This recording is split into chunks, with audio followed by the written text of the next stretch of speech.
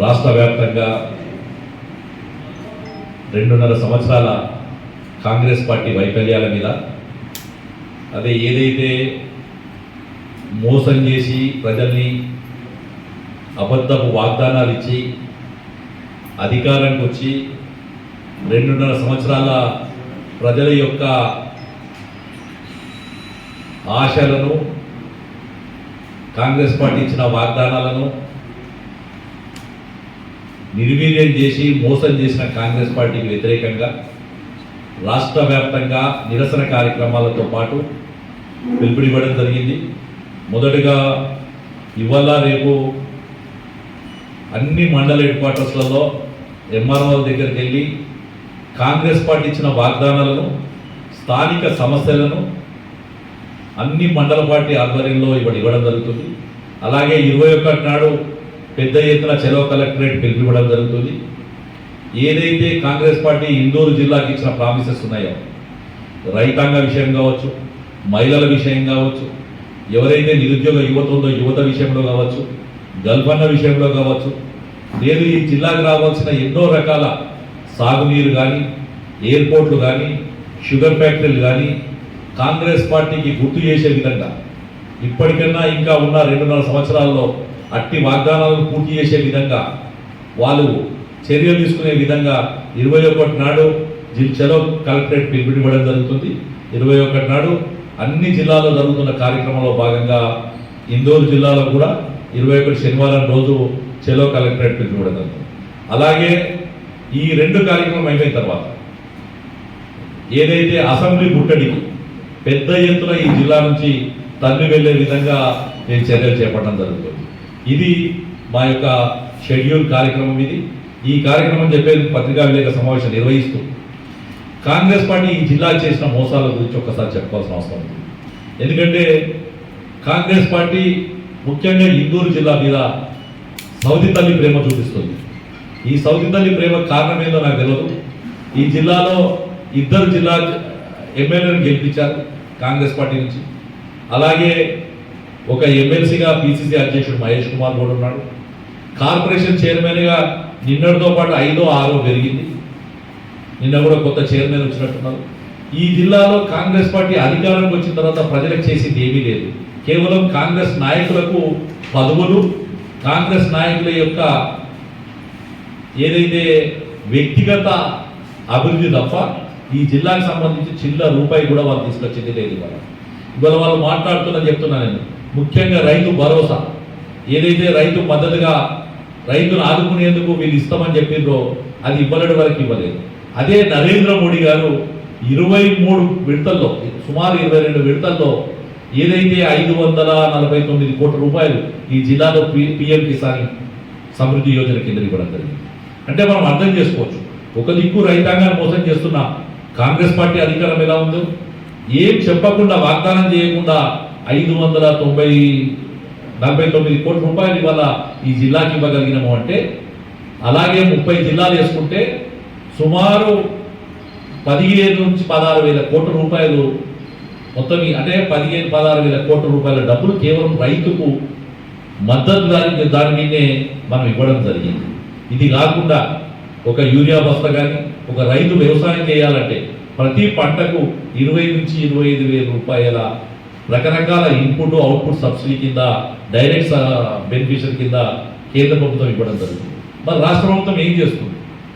ఇవాళ ఈ జిల్లాలో మేజర్ ఇష్యూ ఏదైతే ప్రాణహిత చేవల కింద ప్యాకేజ్ 2021 ప్యాకేజ్ కింద 2 లక్షల ఎకరాలకు సాగునీరు ఇస్తామని చెప్పి మంచిప్ప మాసాన్ని కానీ, లేదు మెండ్రాజ్పల్లి దగ్గర కానీ రూరల్ ఏరియాలో 1,00,000 ఎకరాలు, అలాగే బోధన్ ఆర్మూర్ పాల్గొండ ఏరియాలో ఇంకో 1,00,000 ఎకరాలు, 2 లక్షల సాగునీరు గురించి మాట్లాడే వాళ్ళు లేదు. నేను ఇవాళ మహేష్ కుమార్ గౌడ్ గారు, అలాగే రాష్ట్ర సలహాదారుడు, ప్రభుత్వ సలహాదారుడు ఉన్న సుదర్శన్ రెడ్డి గారిని, భూపతి రెడ్డి గారిని, నేను కాంగ్రెస్ నాయకత్వాన్ని అడుగుతున్నాయి కదా, ఈ జిల్లాకు ఎన్ఎస్ఎఫ్ షుగర్ ఫ్యాక్టరీ తెప్పిస్తాను, ఎన్సిఎస్ఎఫ్ షుగర్ ఫ్యాక్టరీ తెప్పిస్తాను, ఏమైంది రైతాంగ సమస్యల విధానం? విచిత్రం ఏంటి అంటే, మొన్న వరదలు వస్తే మన దగ్గర వరదలు వచ్చినప్పుడు ముఖ్యంగా సిరికొండ, దర్పల్లి మండలాల్లో చాలా పెద్ద ఎత్తున వరదలతోని నష్టం జరిగితే, అలాగే బోధన్ ఏరియాలో సాలూరా కానీ నవిపేడ్ కానీ రెంజల్ మండలాల్లో నష్టం జరిగితే మనం ఒక్కొక్కరికి కూడా రూపాయి నష్టపరిహారం ఇవ్వలేదు. అదే కామారెడ్డి జిల్లాలో జరిగిన నష్టపరిహారానికి వెంటనే అక్కడ ఇవ్వడం జరిగింది. కామారెడ్డి జరిగిన దానికన్నా ఎక్కువ మన దగ్గర జరిగినా కానీ నష్టపరిహారం ఇవ్వలేని పరిస్థితి గల కాంగ్రెస్ ప్రభుత్వం ఉంది. ఎందుకు ఈ సౌత్ తల్లి ప్రేమాన్ని నేను అడుగుతున్నా కాంగ్రెస్ ప్రభుత్వం, ఎందుకు ఇందూరు మీద ఇంత కక్ష కట్టారు అని చెప్తున్నాను.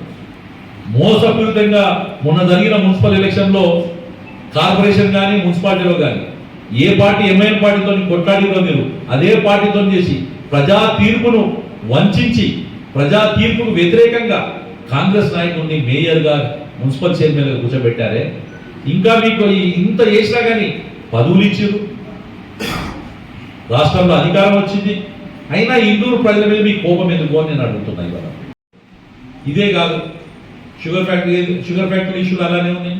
దాంతోపాటు అగ్రికల్చర్ ఏదో బేస్ చేసి ఇచ్చేస్తామని చెప్పారు. ఈ రోజు వరకు అగ్రికల్చర్ సంబంధించిన ఒక్క ప్రతిపాదన కూడా ఈ రోజు వరకు లేదు. పసుపు కానీ ఈరోజు ఎర్రజొన్న రైతులు 4,000 రూపాయలు దొరకాల్సిన రైతు 3,300 రూపాయలు దొరుకుతుంటే కనీసం ఇలా అసెంబ్లీ నడుస్తున్న సమావేశాల్లో కానీ స్పందించలేని పరిస్థితుల్లో ప్రభుత్వం ఉంది. ఇవాళ నేను అడగదలుచుకున్నాను. మొక్కజొన్న ఇవాళ 2,400, 2,500 అమ్మాల్సిన మొక్కజొన్న ఇవాళ 1,600, 1,700కు రైతుల దగ్గర కొనుక్కోబోతుంటే కూడా కొనుగోలు కేంద్రాలు ఏర్పాటు చేయలేని దుస్థితిలో ఇవాళ కాంగ్రెస్ ప్రభుత్వం ఉంది. మరి ఏం నడుస్తున్నట్టు ఇన్ని చైర్మన్లు ఉన్న ఇక్కడనే ఏది వ్యవసాయానికి సంబంధించిన కమిషన్ సంబంధించిన మెంబర్ వేశారు. అన్వేష్ రెడ్డి గారు సీడ్ కార్పొరేషన్ చైర్మన్ పెట్టారు. ఈ పిసిసి ప్రెసిడెంట్ ఇక్కడనే ఉన్నాడు. ప్రభుత్వ సలహాదారులు షబ్బీర్ అలీ గారు ఇక్కడనే ఉన్నారు. అలాగే మన సుదర్శన్ రెడ్డి గారు ఉన్నారు. ఎమ్మెల్యేగా భూపతి రెడ్డి గారు ఉన్నారు. ఏం చేస్తున్నారు మీరు అందరూ అని అడుగుతున్నాం. ఏమైనా మాట్లాడితే వేరే పార్టీలో గెలిచిన వాళ్ళకు కడవాలు కప్పడం, మేము అది చేసినాం, మేము ఇది చేసినాం అని చెప్పుకోవడం తప్ప ఏం చేసారు అని నేను ఒకసారి అడుగుతున్నాను. ఎయిర్పోర్ట్ ఏమైంది?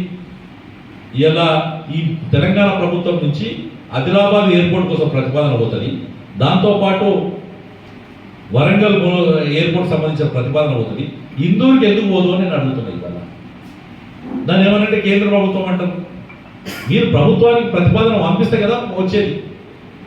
అంటే ఇవాళ ఏది మాట్లాడినా కానీ ఇందూరు మీద సవితరి ప్రేమ మీరు చేయడం, దాన్ని భారతీయ జనతా పార్టీ తీవ్రంగా ఖండిస్తుంది.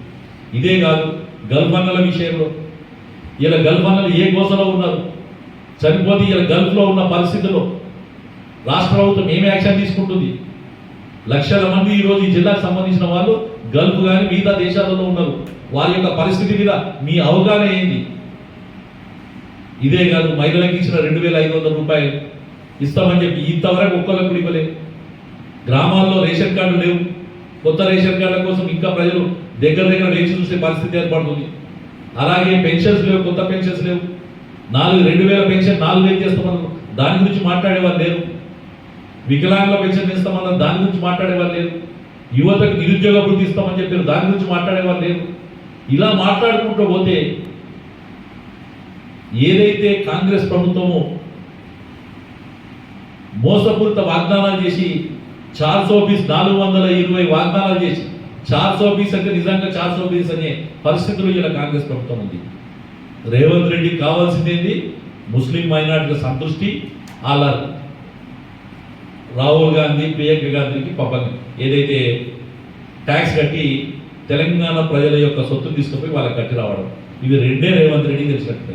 నేను ఇప్పుడు కూడా డిమాండ్ చేస్తున్నాను ఇందూరు జిల్లా ప్రజల తరఫున, ఈ ఏదైతే ఆందోళన కార్యక్రమం ఉందో ఈ ఆందోళన కార్యక్రమంలో మేమందరం కూడా ప్రజల యొక్క సమస్యల్ని ప్రభుత్వం దృష్టికి తీసుకెళ్లేదందుకు రేపు మండలంలో జరిగేది కానీ 21 నాడు జిల్లా కలెక్టరేట్ ముట్టడి కానీ, దాంతోపాటు 23 నాడు 20 కూడా దాని డేట్ ఏదైనా చేంజ్ అయితే చేంజ్ చెప్తాం. 23 నాడు చలో అసెంబ్లీ కార్యక్రమం కానీ, ఇవి అన్నీ కూడా ఈ జిల్లా నుంచి పెద్ద ఎత్తున, ఎందుకంటే కాంగ్రెస్ పార్టీ మనను మోసం చేసి, ఈ జిల్లా ప్రజలు మోసం చేసి, ఈ జిల్లా ప్రజల యొక్క ఆకాంక్షలు దెబ్బతీసి, ఏదో ఎంతో ఆశతోని టీఆర్ఎస్ ప్రభుత్వం కాదు అని చెప్పి, టీఆర్ఎస్ వాళ్ళు కుటుంబ పరిపాలన అయింది, అవినీతి పరిపాలన అయింది అని చెప్పి మోసం వాళ్ళని పక్కకు పెట్టి మిమ్మల్ని ఎన్నుకుంటే ఈరోజు ఈ జిల్లాలో ఉండే గిరిజనులకు, దళితులకు, బలహీన వర్గాలకు అందరికీ మోసమే.